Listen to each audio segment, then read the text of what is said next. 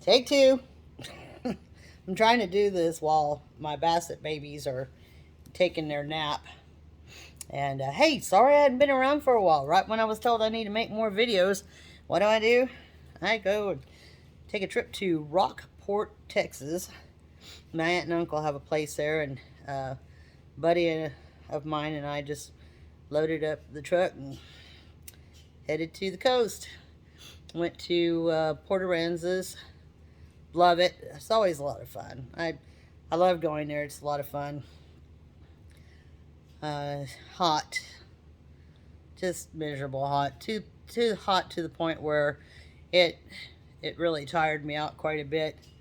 So my next trip hopefully will be in October when it's not quite as bad.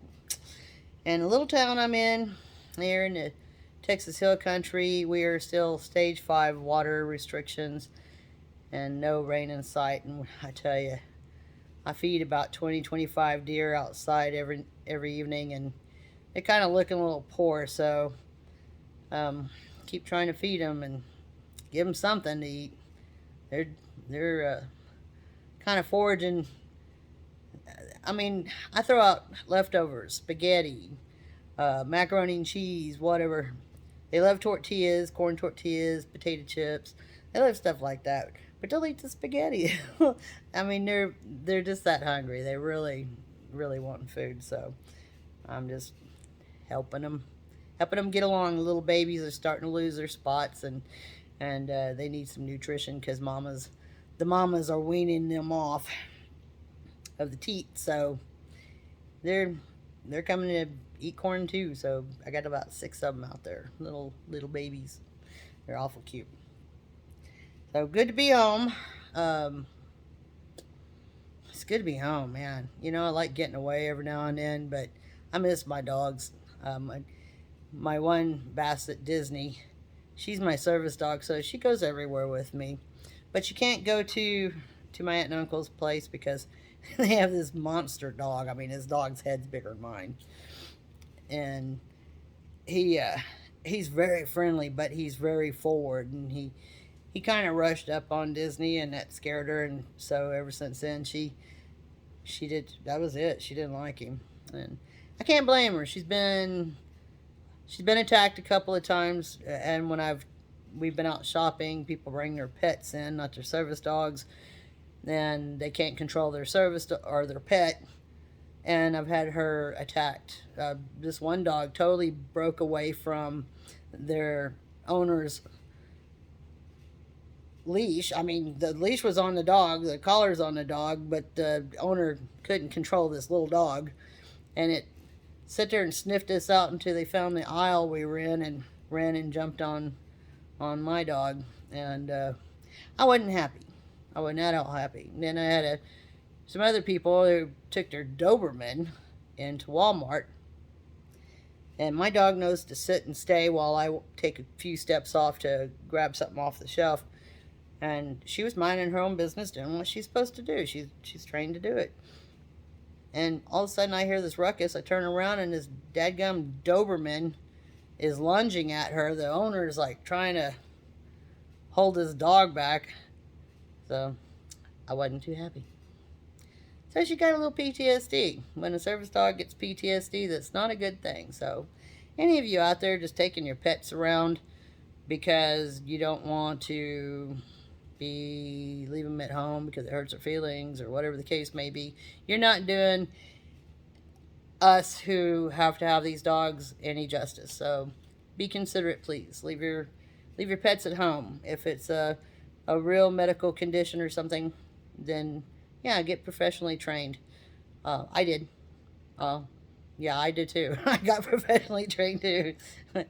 So, all right. So off of that little rant. So I enjoyed my coast trip. I'm glad to be home. But when I got home, I also have a company that's helping me sort out my mother and grandmother's stuff.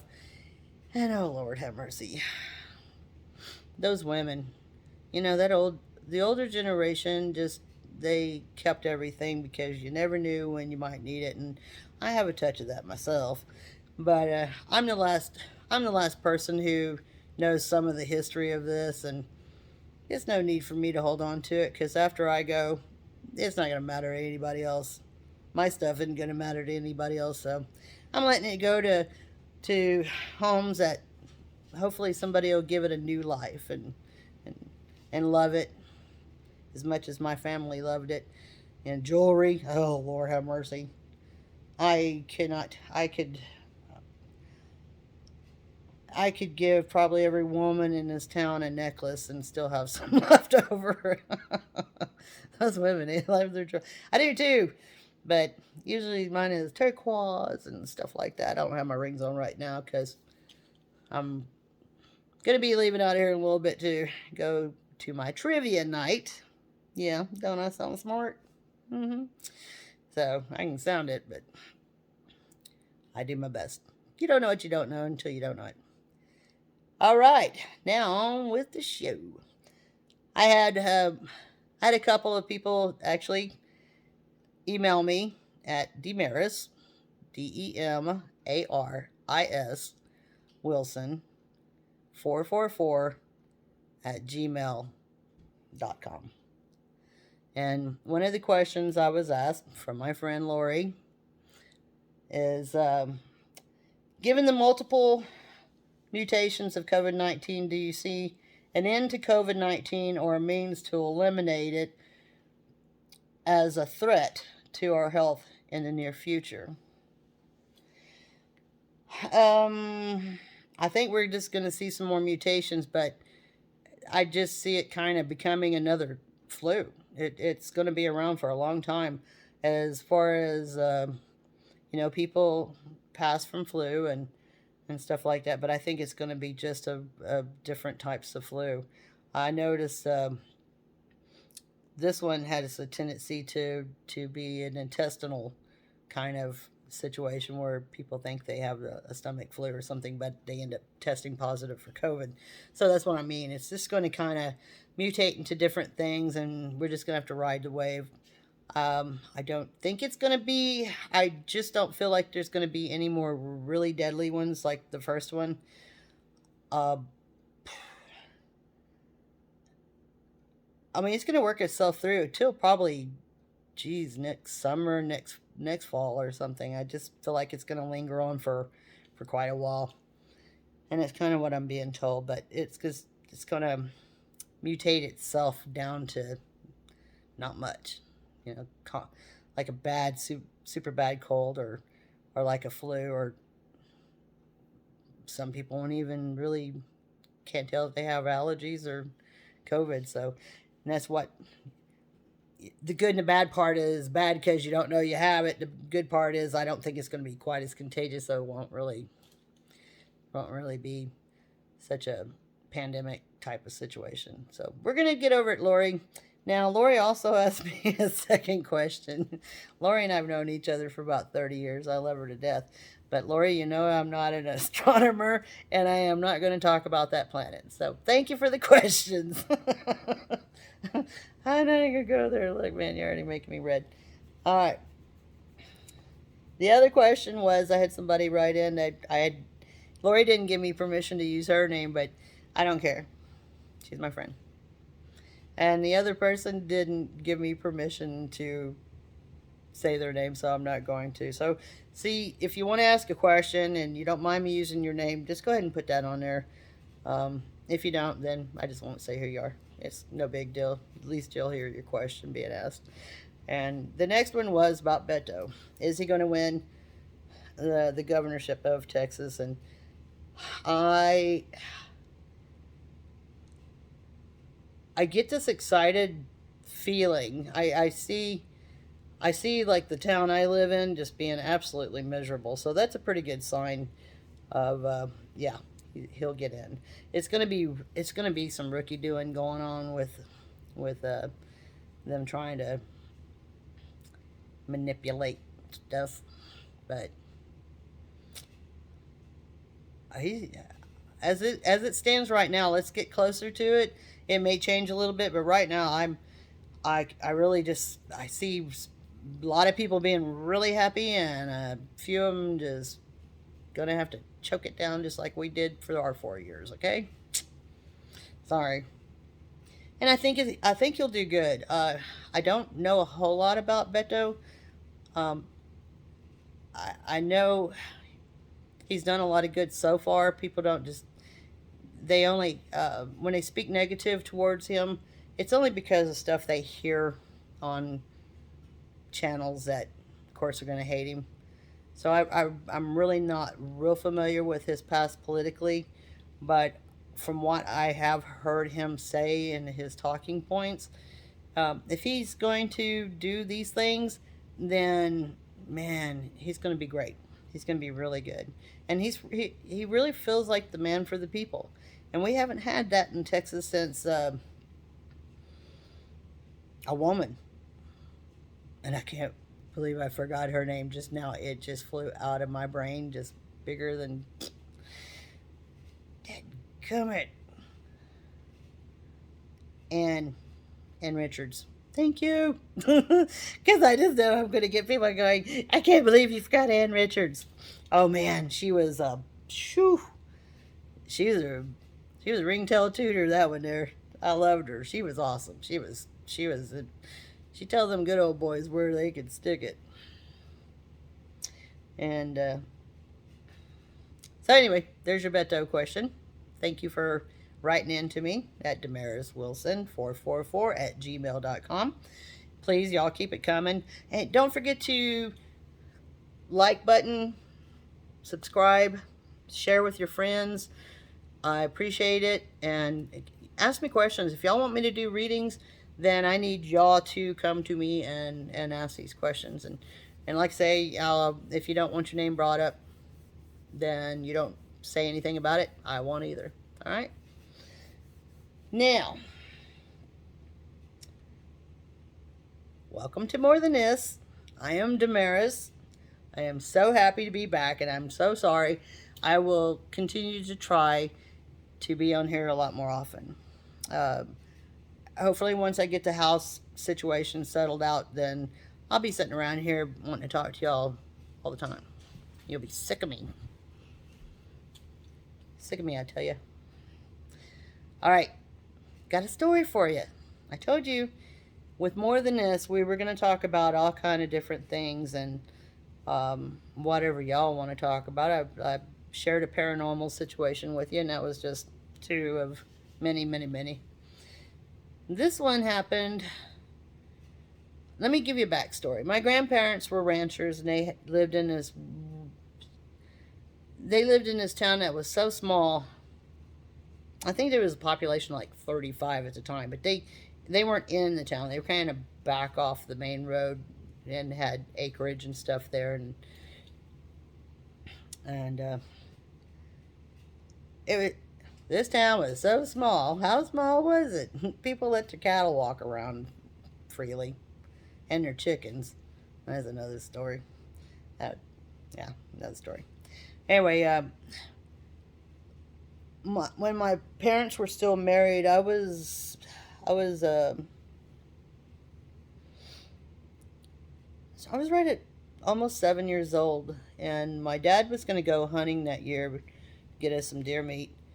So he went to that ranch, this specific ranch. They had several in different places, and I threw a fit and wanted to go, so he brought me along to my grandparents. And my grandparents is my grandmother and my grandfather, my mom's side. The grandmother who would pull the stuff around here when I'd take mom out. But so we went there, and I slept in the same bed as my father. At nighttime they had the windows open, and he slept closest to the window, and I was on the other side of him, and something woke me up that night, and I sat up in bed, and I looked out the window, and there was this creature staring into the bedroom, and it had a lizard head, and it had big eyes, had the slit mouth, and it had to have at least been 7-8 foot tall in order to reach the windowsill of this house. And you know, its hands were kind of on the windowsill outside, and it was looking away from me, kind of off in another corner of the bedroom. And when I sat up, it turned and looked at me like this. I mean, its movements were real, and it didn't, you know, didn't turn its neck like this. I mean, it jerked. It was very, moved its shoulders weird. And so I thought, okay, I'm dreaming. So I lay back down, shut my eyes for a second, sat back up, and there it was still. It was still looking at me. It was looking over off in its corner area for some reason, but when it saw me sit back up, it looked right at me and kind of moving its head and shoulders and neck and stuff, just real weird. And I just stared at it for a little bit. I wasn't scared. For some reason, I wasn't scared, because I had kid dreams about bears standing at the end of my bed or something, and I would like freak out and scream, and they'd run in, and finally I think they told me they went and killed the bear. This wasn't that kind of situation. I know what I saw. I know what I stared at. I know there's nothing in that time of my imagination to where I would have seen anything resembling that other than a lizard, but to be upright, to look around, to look in the window, and to where, you know, I did see bears on vacation or something, or TV, but I've never seen a reptilian. Never, never, ever. I mean, that was pretty weird. So while I was staring at it the second time, it just looked at me and told me to lay back down. It's okay. So I laid back down and I fell asleep. That was the end of that. Didn't tell anybody. Thought about it off and on for years. I've seen UFOs in the sky. I remember one time we were at this lake in Texas outside of New Braunfels area, New Braunfels, Texas. Any of you Texans know these areas. I was getting ready to leave this lake called Canyon Lake, and this friend and this guy I met, or it was families, and they were leaving, and two men and I were talking, and noticed this light coming across the sky, and somebody says, "Hey, check that light out," and it's like, yeah, it's probably a satellite. They don't blink. In the meantime, there's a jetliner coming in to land in San Antonio, and all of a sudden this satellite shoots in front of it, shoots back in front of it, goes back in front of it, and then goes poof, way up, gone. We're just kind of sitting there for a second, real quiet, going, well, that probably wasn't a satellite. That was pretty cool. And I've seen some things around this area too. Little weird things. I don't know. And when I guess about 4 years ago or so, there was several sightings of UFOs, not only in this county, excuse me a second, not only in this county, but another county over, in a few towns in that county, and then back in this county, and that was the end of that. So they're here. But I grew up, and until I was working in this last job I had, I just happened to be on a computer, and there's this reptilian on a computer staring right back at me, and I pushed away from the desk, jumped up, and started going, "That's it! That's what I saw as a kid." And my subordinate, my coworker, she was asking me, "What are you talking about? What are you talking about?" So I told her the story, and I guess that's the first time I'd ever told anybody this story. And now I don't care. You know, people think I'm weird, that's fine, I don't care. But I think the one reason I really felt the need to do this channel is because I believe anything's a possibility. Of if something like that exists, what else is out there? Because there's more than this. There's more than me sitting right here watching my basset dog sleep, and there's a lot of weird stuff out there. So if that makes me weird, I guess I'm weird too. That makes y'all weird, then y'all part of my posse. You my peeps. And so that's it. That's my story. Y'all share yours. I'll read them if you want me to. Just let me know. You gotta email me. And I have just kind of a reminder for everybody. Thumbs up, subscribe, share it with your friends. But forgiveness, compassion, love. We're here to be better and bigger than we thought we were supposed to be. Forgiveness is kind of a hard thing to do for some people. Yeah, I've had a recent situation to where my friends sit there and say, well, you're more forgiving than I would be. And I'm thinking, why? Why? It's not that hard. It hurts me less to forgive than it hurts me to hold on to whatever I'm supposed to be forgiving. Um, I feel great. I'm I'm I'm fine with it. So get over it. Learn to forgive. You need it. It's part of loving. It's part of living. It's part of our purpose. And those people may not need forgiving, but you do. You need to be forgiving and compassionate.